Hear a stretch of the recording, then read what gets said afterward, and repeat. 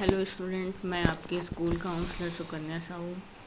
आज हमारा टॉपिक है कि CUET में हम JMI के लिए किस तरीके से अप्लाई कर सकते हैं। JMI यानी जामिया मिलिया इस्लामिया, जो हमारी दिल्ली की यूनिवर्सिटी है, हम उसमें CUET के लिए किस तरीके से अप्लाई कर सकते हैं। सबसे पहले हम इम्पॉर्टेंट डेट्स देख लेंगे, टेंटेटिव डेट्स जो हैं। ऑनलाइन प्रोस्पेक्टस आपको JMI की वेबसाइट पे अवेलेबल हो जाएगा 12 अप्रैल 2022 से। उनके ऑनलाइन फॉर्म स्टार्ट हो रहा है 14 अप्रैल से लेके 12 मई तक। मतलब फॉर्म 14 अप्रैल से स्टार्ट हो गए हैं, 12 मई को उनकी लास्ट डेट है। फॉर्म को एडिट करने अगर कोई गलती हो जाती है तो हमें उन्हें करेक्शन करने के लिए हमें टाइम दिया जा रहा है। 13 मई से 15 मई के बीच में हमारे फॉर्म में अगर कोई गलती हुई है तो हम उसको करेक्शन कर सकते हैं। एडमिट कार्ड कब इशू होगा? 16 मई के बाद हमारे एडमिट कार्ड आना स्टार्ट हो जाएंगे। जो उन्होंने टेंटेटिव डेट बताई है इंट्रेंस एग्ज़ाम की, वो क्या बताई है? 2 जून के बाद। तो 2 जून के बाद आपके JMI यानी जामिया मिलिया इस्लामिया के इंट्रेंस एग्ज़ाम होना स्टार्ट हो जाएंगे। सबसे पहले ध्यान देने वाली ये बात है कि जो GU में BTech भी चलता है, BDS भी चलता है, BArch भी चलता है। तो BTech में अगर आप लोगों को एडमिशन लेना है तो उसके लिए आपके JEE के स्कोर के बेस पे वहाँ पे एडमिशन होता है। तो आपको अलग से एंट्रेंस एग्ज़ाम देने की ज़रूरत नहीं है। आपके जो JEE के स्कोर होंगे उन्हीं के बेस पे जामिया में BTech में एडमिशन होगा। BDS के लिए नीट के स्कोर माने जाएंगे। बट उन्होंने ये बोला है कि BTech के स्टूडेंट को JEE के साथ साथ जामिया के फॉर्म फिल करने की भी नीड है। JEE के फॉर्म तो फिल कर दिए हैं, बट उनको जामिया के भी फॉर्म अलग से फिल करने पड़ेंगे जो BTech में एडमिशन लेना चाहते हैं। हाँ, सबसे पहले स्टूडेंट को ये एडवाइस दिया जाता है कि jmi.ac.in ये जो जामिया की ऑफिशियल वेबसाइट है, इस पर जाकर आप कोर्स और उनके अदर डिटेल को देख सकते हैं जो CUET के लिए फॉर्म फिल करना चाहते हैं। अब CUET के लिए उन्होंने क्या बोला है कि अगर आप CUET के लिए भी अप्लाई करना चाहते हो तो आपको CUET के भी फॉर्म फिल करने हैं और जामिया के भी फॉर्म फिल करने अलग से, मतलब दोनों के ही फॉर्म आपको फिल करने पड़ेंगे। जामिया ने अपने सारे कोर्सेज में CUET को अडॉप्ट नहीं किया। अभी उन्होंने सिर्फ 6 कोर्सेज में ही CUET को अडॉप्ट किया है, जैसे BA honours Hindi, BA honours Sanskrit, BA honours French and francophone studies, BA honours Spanish and Latin American studies, BA honours economics और BA ऑनर्स हिस्ट्री। ये जो 6 कोर्सेज हैं, इसी के लिए जामिया ने सिर्फ CUET को अडॉप्ट किया है। इसके अलावा जामिया के जो अदर कोर्सेज हैं उनमें वो अपने एंट्रेंस एग्ज़ाम के बेस पे ही एडमिशन लेगा। अब ये 6 कोर्सेज हैं, इनकी एलिजिबिलिटी क्राइटेरिया क्या देख लेते हैं हम।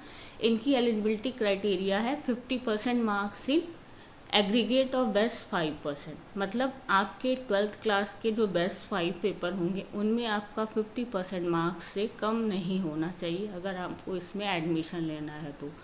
अब इसमें बात आती है हमें कौन सा पेपर चूज़ करना है CUET के लिए। तो जामिया ने ये कहा है कि आपको बहुत सारे पेपर देने की ज़रूरत नहीं है। अगर आप BA ऑनर्स हिंदी के लिए अप्लाई करते हो तो आपको सिर्फ हिंदी का पेपर देना है। संस्कृत के लिए अप्लाई करते हो तो सिर्फ संस्कृत का पेपर देना है। फ्रेंच के लिए अप्लाई करते हो तो फ्रेंच का पेपर आपको देना है। मतलब सिर्फ एक पेपर के बेस पे ये आपका एडमिशन जामिया मिलेगा। स्पेनिश के लिए करते हो तो स्पेनिश के लिए देना है पेपर आपको। इकोनॉमिक्स के लिए अगर आप अप्लाई करते हो तो इकोनॉमिक्स का पेपर देना है। हिस्ट्री के लिए अगर आप अप्लाई करते हो तो आपको सिर्फ और सिर्फ हिस्ट्री का पेपर देना है। जैसे DU में हम बात कर रहे थे कि उन्होंने कॉम्बिनेशन बनाया हुआ है, एक लैंग्वेज 3 डोमेन स्पेसिफिक सब्जेक्ट आपके रहेंगे। बट जामिया ने क्या किया है कि एक पेपर ही आपको देना है और उसी के बेस पे आपका सिलेक्शन जामिया में होगा। अब हम देख लेते हैं कि जामिया के अंडर में कौन कौन से डिफरेंट अंडर ग्रेजुएट कोर्सेज चलते हैं। जैसे BA honours Arabic, BA honours Islamic studies, BA honours Persian, BA honours Urdu, BA honours English, bachelor of hotel management, bachelor of tourism and travel management, B voc food production, BA honours mass media Hindi, BBA, BCom honours, BA honours psychology, BA honours sociology, BA BSc honours geography, BA honours political science, BA bachelor of arts, BSc honours chemistry, BSc honours mathematics, BSc honours applied mathematics, BSc bioscience, BFA applied art, BFA painting, BFA sculpture, BFA art education, BSc aeronautics mechanical avionics, BLLB, BA honours Turkish language and literature, B voc medical laboratory science medical electrophysiology, BA honours Korean language, diploma in elementary education. तो जामिया के अंदर में ये सारे courses आपके चलते हैं। तो आप इनके लिए अगर इंटरेस्टेड हो, इनमें से किसी भी कोर्स के लिए अगर आप इंटरेस्टेड हो, तो आपको जामिया के फॉर्म फिल करने होंगे और इनका एंट्रेंस एग्ज़ाम आपको अलग से देना होगा।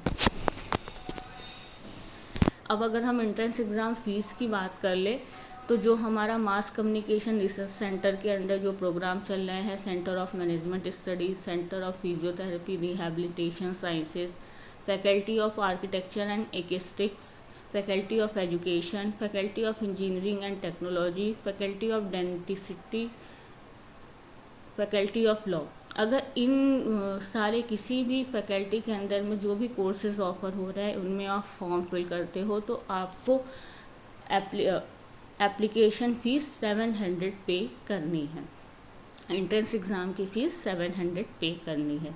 इसके अलावा जो और फैकल्टीज़ हैं या बीटेक या BArch के लिए अगर आप अप्लाई करते हो तो आपको 550 पे करना है। हाँ, एक बात मैं आपको और बता दूँ, बहुत ही इम्पॉर्टेंट है कि जामिया ने ये बोला है कि अगर आप एक से ज़्यादा कोर्सेज़ के लिए अप्लाई करते हो तो आपको उन सारे कोर्सेज़ के लिए अलग अलग से फ़ीस पेमेंट करनी है। जैसे मैं एग्ज़ाम्पल लूँ, अगर आप BA ऑनर्स पॉलिटिकल साइंस के लिए अप्लाई करते हो और BA बैचलर ऑफ आर्ट्स के लिए अप्लाई करते हो, तो आपको दोनों कोर्सेज़ की फ़ीस अलग अलग पे करनी पड़ेगी। यानी bachelor of arts political science 550 political science के लिए भी पे करना पड़ेगा और 550 बैचलर ऑफ आर्ट्स के लिए भी पे करना पड़ेगा।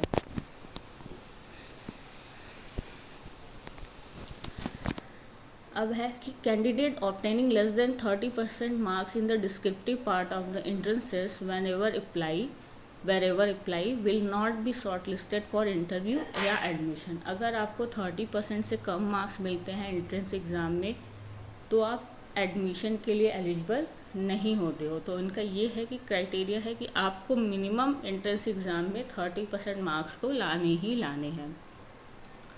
There will be negative marking of 0.25 marks of each wrong answer in the objective type multiple choice question in all program of the university.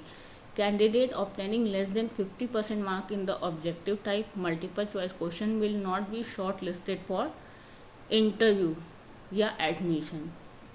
जो हमारा MCQ टाइप क्वेश्चन होगा उसमें आपको 15% मार्क्स लाने ही लाने हैं। अगर 15% मार्क्स से कम आपका आता है तो भी आपको एडमिशन के लिए शॉर्टलिस्ट नहीं किया जाएगा।